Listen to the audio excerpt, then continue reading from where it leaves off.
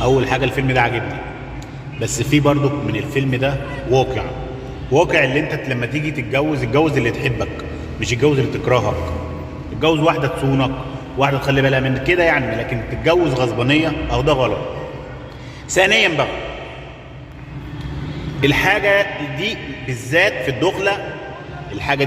الدخله ما اتاخدش غصب عن البني ادم، لا بالراحه وبشويش. التفاهم، انت كده كده متجوزها غصب عنك، وطبعا هي مش هتديك الحاجه دي.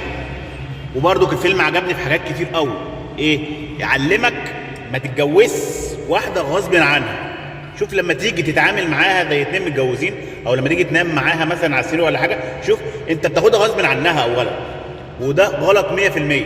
اولا بتتعبها جامد وممكن تفرتكها من تحت. طب ليه؟ ثانيا بقى الدخله البلدي عقبه كبيره قوي في حياتها. الدخله البلدي دي اولا هي ما عندهاش مشكله ولا اي حاجه، لكن هو الدم بيجري بيهرب منها، هي مش قابلاك اساسا. غير كده وكده يعني صعب لاي بنت صعب الدخله البلد دي، لاي بنت صعب صراحه يعني ما انصحش بيها.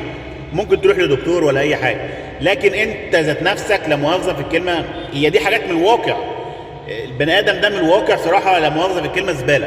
انا مش بتكلم عن الممثل، انا بتكلم عامه في الدنيا كلها. ويا رب ما فيش اي بنت تشوف الوضع ده بالذات.